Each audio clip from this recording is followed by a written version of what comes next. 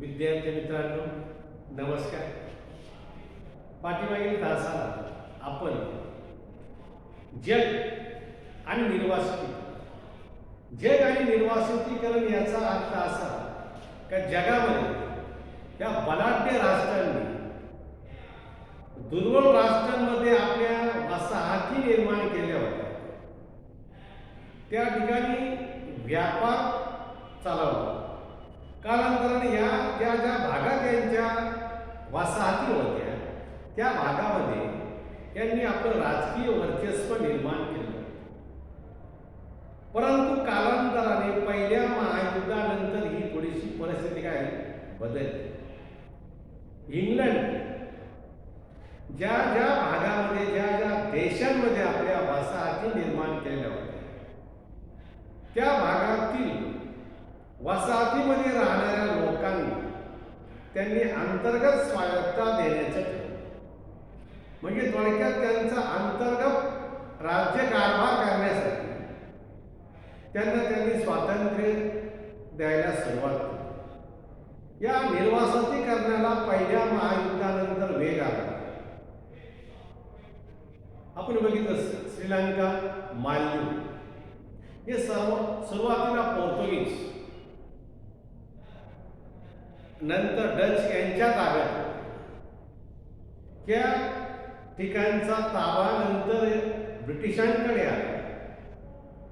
कालांतराने ब्रिटिशांनी या भागातील लोकांना म्हणजे यांना सुद्धा नंतर स्वातंत्र्य दिलं. ब्रिटिश आणि ब्रह्मदेश म्यानमार यांच्यामध्ये एकूण 3 युद्ध झाले. ते वेगवेगळ्या कारणामधून झाले. नागरिकांना झालेला दंड, ब्रिटिश कंपनीला झालेला दंड, म्यानमारने आसामवर आपलं वर्चस्व निर्माण केलं होतं. अशा ह्या कारणांमधून एकूण 3 युद्ध झाले. पण शेवटी ब्रिटिशांनी ब्रह्मदेशला पण काय केलं, मुक्त केलं. थोडक्यात त्यांना स्वातंत्र्य दिलं. तशाच प्रकारचे ज्या परिषदा झाल्या या परिषदांमधून लोकांमध्ये ऐक्याची भावना निर्माण करण्याचं काम झालं. ही सर्व परिस्थिती पहिल्या महायुद्धानंतर झाली. पहिल्या महायुद्धाच्या अगोदर ही परिस्थिती नव्हती. परंतु पहिल्या महायुद्धानंतर आशिया आणि आफ्रिका या खंडामध्ये या परिषदा झाल्या आणि या परिषदेच्या माध्यमातून या लोकांचे प्रश्न सोडवण्यात आले. भारतामध्ये या आशियाई राष्ट्रांची एक परिषद झाली. यामध्ये 25 राष्ट्रांनी सहभाग घेतलेला होता.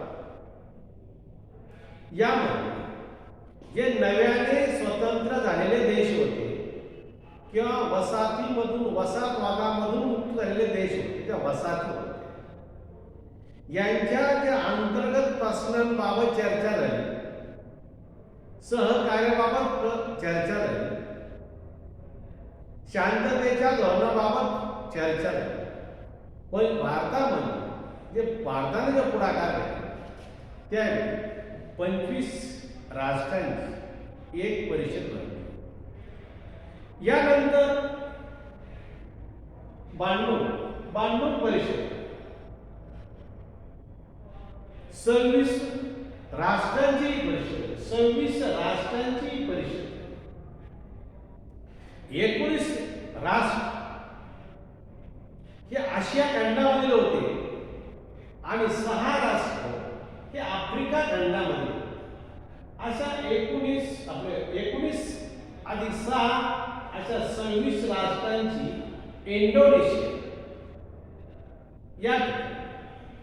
इंडोनेशिया देशात ही परिषद झाली.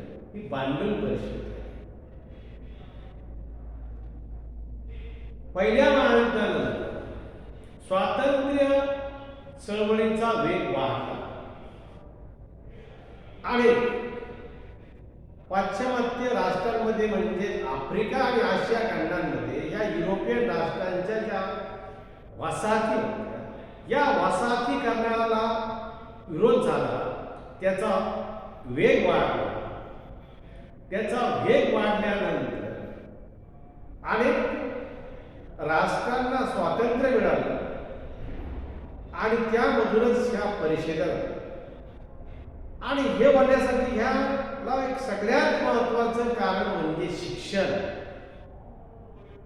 पाश्चिमात्य शिक्षण घेतलं आशिया आणि आफ्रिका खंडातील तरुण वर्गाने आणि आपल्या वसाहतींची मुक्तता करण्यासाठी या शिक्षणाच्या माध्यमातून यांना चांगले नेते मिळाले आणि त्यामधूनच ह्या वेगवेगळ्या परिषदा. इंडोनेशियामध्ये ही परिषद झाली, ही बांडून परिषद. या बांडून परिषदेमध्ये जे नव्याने स्वतंत्र झालेले राष्ट्र यांच्यामध्ये सहकार्याची भावना निर्माण केली. यांचे जे अंतर्गत प्रश्न असतात ते अंतर्गत प्रश्न सोडवणे, एकमेकांना आर्थिक मदत करणे, त्याचप्रमाणे राजकीय, सामाजिक आणि सांस्कृतिक, राजकीय, सामाजिक आणि सांस्कृतिक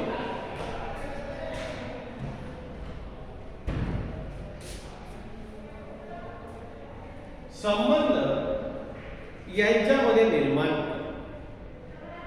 थोडक्यात या वेगवेगळ्या ज्या समस्या होत्या, या समस्या सोडवण्याचं काम या बांडून परिषदेने. यानंतर आफ्रिका ऐक्य कल्पना. आफ्रिका ऐक्य कल्पना.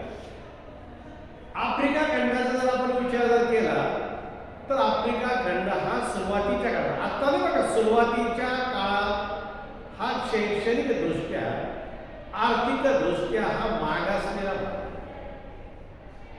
या भागामध्ये युरोपियन राष्ट्रांनी वेगवेगळ्या ठिकाणी, ज्या ठिकाणी नैसर्गिक साधन संपत्ती आहे अशा ठिकाणी आपल्या वसाहती यांनी स्थापन केल्या. परंतु पहिल्या महायुद्धानंतर ज्याप्रमाणे आशिया खंडात स्वातंत्र्याचं वारं वाहू लागलं, तसंच वारं आफ्रिका खंडामध्ये वाहू लागलं. कारण का आफ्रिका खंडामधील तरुण वर्गाने हे पाश्चिमात्य शिक्षण घेतलं. या पाश्चिमात्य शिक्षणामधून यांना चांगले नेते मिळाले आणि यामधून आफ्रिका खंडामध्ये जे लोक आहेत, ते देश आहेत, यांच्यामध्ये ऐक्याची भावना निर्माण होण्यासाठी, थोडक्यात एकी निर्माण होण्यासाठी या नेत्यांनी पुढाकार घेतला आणि या पुढाकारामधूनच या वेगवेगळ्या परिषदांची निर्मिती झाली. याच्यामध्ये एच.एस. विल्यम्स या व्यक्तीने सर्वप्रथम पुढाकार घेतला आफ्रिका ऐक्य कल्पनेचा. आफ्रिका ऐक्य कल्पना म्हणजे आफ्रिकेमध्ये लोकांना संघटित करण्याचं काम केलं. यानंतर W.E.B. दुयुबॉ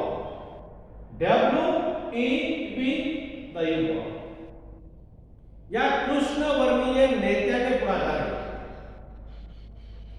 अनेक लोकांना संघटित केले आणि या व्यक्तीच्या पुढाकारामधूनच आफ्रिका खंडामध्ये अनेक परिषदा झाल्या आणि या परिषदांना लोकांचे प्रश्न सोडवण्यात आले. निर्वासितीकरण जे होते, निर्वासितीकरण झाल्यानंतर लोकांमध्ये यांनी ऐक्याची भावना निर्माण केली आणि ते स्वतंत्र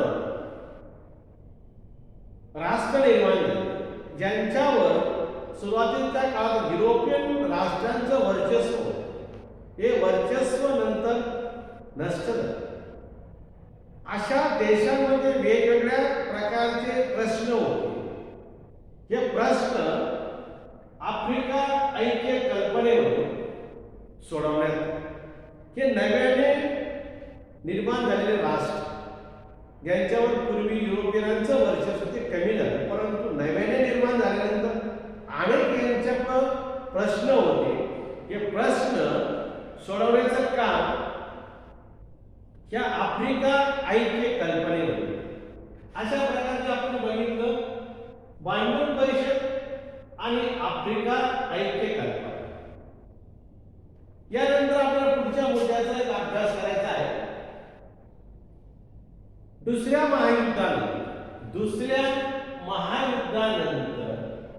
निर्वासितीकरणाचा वेग वाढला. पहिलं महायुद्ध झालं. या पहिल्या महायुद्धानंतर थोडासा निर्वासितीकरणाचा वेग वाढला. निर्वासितीकरण म्हणजे काय? काय या पाश्चिमात्य प्रबळ राष्ट्रांनी दुर्बळ राष्ट्रांवर आपलं वर्चस्व निर्माण केलं, व्यापारी आणि राजकीय वर्चस्व निर्माण केलं. परंतु नंतर याच बड्या राष्ट्रांनी स्थानिक लोकांच्या हातात सत्ता. हा वेग कशामुळे वाढला किंवा यांनी या लोकांना स्वातंत्र्य कसं दिलं हे पाहणं सगळ्यात महत्वाचं आहे. याच्यामध्ये हुकुमशाह, जर्मनीमध्ये हिटलर, इटलीमध्ये मुसोलिनी, या हुकुमशहांचा शेवट झाला दुसऱ्या महायुद्धात. जपानचा जो आक्रमक राष्ट्रवादी आक्रमक धोरण होतं, इतर देशावर आक्रमण करण्याची जी जपानची भूमिका होती ती थांबली. ती कशामुळे थांबली? अमेरिकेने पुढाकार घेतला आणि अमेरिकेने हिरोशिमा आणि नागासाकी या जपानच्या शहरांवर अणुबॉम्ब टाकला. आणि यानंतर जपानच्या आक्रमक धोरणाला अमेरिकेने पायबंद केला. म्हणजे या ठिकाणी थोडक्यात हुकुमशहाचा काय आला? शेवट. साम्राज्यवाद हे प्रबळ राष्ट्र होते. इंग्लंड, फ्रान्स, तुर्कस्तान, बेल्जियम, जर्मनी, इटली हे बलाढ्य राष्ट्र होते. या बलाढ्य राष्ट्रांनी वेगवेगळ्या ठिकाणी आपल्या वसाहती निर्माण केल्या, वर्चस्व निर्माण केले. परंतु दुसऱ्या महायुद्धामध्ये यांचं आर्थिक नुकसान झालं आणि त्याचप्रमाणे जीवित आले. थोडक्यात यांचं कंबरच मोडलं. या दुसऱ्या महायुद्धानंतर इंग्लंड, फ्रान्स आर्थिकदृष्ट्या दुर्बल बनले. जर्मनी, इटली, जपानचा पराभव झाला. ग्रीक, तुर्कस्तान, हे पोर्तुगाल हे सुद्धा दुसऱ्या महायुद्धानंतर आर्थिकदृष्ट्या दुर्बल बनले. यांना स्वतःचं राष्ट्र सांभाळणं अवघड झालं. म्हणजे या ठिकाणी साम्राज्यवादाचा अस्तर, या प्रबळ राष्ट्रांचा अस्तर, यांच्यामध्ये दुर्बलता निर्माण झाली. शिक्षण, ज्या दुर्बल राष्ट्रांमध्ये शिक्षणाचा अभाव होता, या दुर्बल राष्ट्रातील लोकांनी पाश्चिमात्य शिक्षण घेतलं. लोकशाही म्हणजे काय, स्वातंत्र्य म्हणजे काय, समता, बंधुत्व या मूल्यांची या वसाहतीमधील लोकांना ओळख झाली. पाश्चिमात्य म्हणजे युरोपियन प्रगत राष्ट्रांमध्ये काय चालतं आणि आपल्या राष्ट्रामध्ये काय चालतं हे लोकांना समजलं. ही विषमतेची दरी लोकांना समजली आणि यामधून हे पाश्चिमात्य शिक्षण घेतल्यानंतर या लोकांनी वसाहतवादी राष्ट्रांना विरोध केला. थोडक्यात इंग्लंड, फ्रान्स, जर्मनी, बेल्जियम, तुर्कस्तान या बलाढ्य राष्ट्रांना यांनी विरोध केला. यांनी सांगितलं की आमच्या देशातील तुमच्या ह्या वसाहती जीवनाचा तुमचं वर्चस्व आम्हाला मान्य नाही. राष्ट्रवादी चळवळ दुसऱ्या महायुद्धानंतर राष्ट्रवादी चळवळी सुरू झाल्या. लोकांना राष्ट्रवाद म्हणजे काय हे समजायला लागलं. भारतामध्ये महात्मा गांधीजींच्या नेतृत्वाखाली राष्ट्रवादी चळवळ सुरू झाली आणि या ठिकाणी ब्रिटिशांना सांगण्यात आलं का आता तुम्ही भारत सोडून जा. अशाच चळवळी आशिया खंडातील आणि आफ्रिका खंडातील पारतंत्र्य असणाऱ्या देशांमध्ये सुरू झाल्या. हे कशामुळे? पाश्चिमात्य शिक्षणामुळे. अशा ह्या वेगवेगळ्या कारणात दुसऱ्या महायुद्धानंतर निर्वासितीकरणाचा वेग वाढला. म्हणजे थोडक्यात त्या बलाढ्य राष्ट्रांनी, या दुर्बल राष्ट्रांवर जे आपलं वर्चस्व होतं ते वर्चस्व मागे घेण्यास सुरुवात केली आणि यांचा देश थोडक्यात यांच्या वसाहती मुक्त करून द्यावा. म्हणजे निर्वासितीकरणाचा वेग त्या दुसऱ्या महायुद्धात वाढला. याच्यानंतर आपल्याला राष्ट्रसंघ पाहिजे. राष्ट्र पहिलं महायुद्ध झालं. अशाच प्रकारचं महायुद्ध होऊ नये. आपण दोन युद्ध पाहिले, पहिलं महायुद्ध आणि दुसरं महायुद्ध.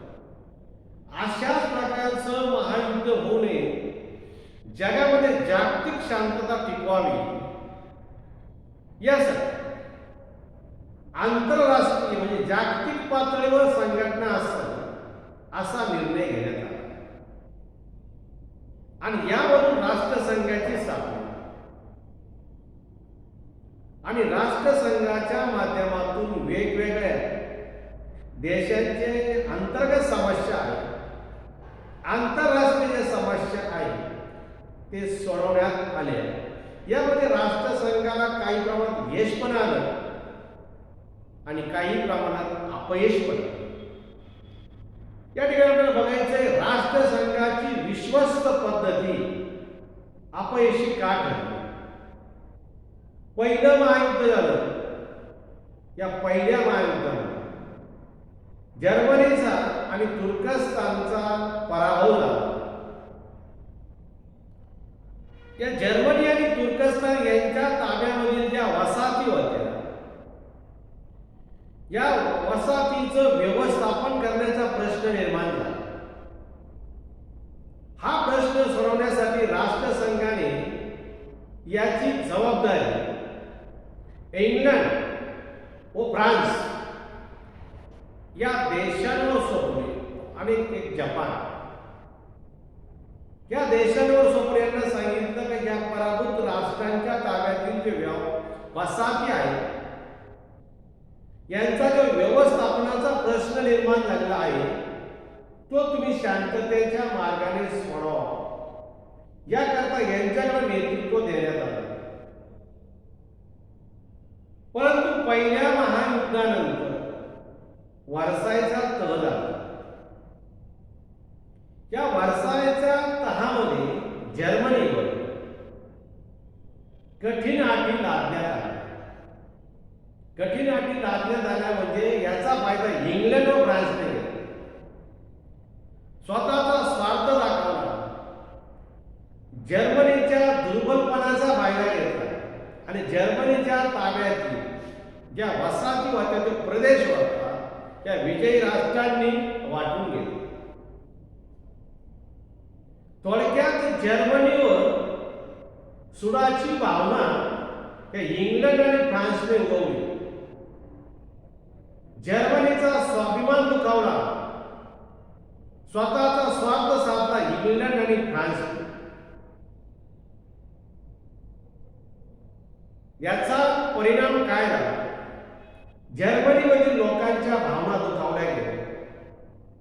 या जर्मनीमधील लोकांच्या भावना दुखावल्या गेल्या. लोकांमध्ये सुडाची भावना निर्माण झाली का यांनी अन्यायकारक तह आपल्यावर लादला, आपलं आर्थिक शोषण केलं, आपल्या ताब्यातील प्रदेश वाटून गेले. या ठिकाणी राष्ट्रसंघाला अपयश आलं. ज्या पद्धतीने व्हायला पाहिजे होतं त्या पद्धतीने झालं नाही. आणि यामधूनच जर्मनीमध्ये हिटलरचा उगम झाला आणि इटलीमध्ये मुसोलिनीचा उगम झाला. थोडक्यात या हुकुमशहाचा उदय झाला. या ठिकाणी ही राष्ट्रसंघाची जी विश्वस्त पद्धती होती, विश्वस्त पद्धती म्हणजे राष्ट्रसंघाने विश्वस्त पद्धतीचा वापर करून इंग्लंड, फ्रान्स आणि जपानकडे या वसाहतीचं नेतृत्व करण्याची जबाबदारी दिली होती. ते योग्य रीतीने यांनी पार पाडली नाही. उलट स्वतःचा स्वार्थ साधला आणि यामधून ही राष्ट्रसंघाची विश्वस्त फोल ठरली म्हणजे निष्फळ ठरली, याला यश आलं नाही आणि याच्यामधून हिटलर आणि मुसोलिनीचा उदय झाला. जर्मनीमध्ये लोकांच्या मनात असंतोष निर्माण झाला, सुराची भावना निर्माण झाली. अशा प्रकारे आज आपण या 4 मुद्द्यांचा अभ्यास करू. पुढील तासात आपण शीतयुद्धाचा अभ्यास करणार आहोत. आजच्या तासात आज आपण या ठिकाणीच थांबू. धन्यवाद.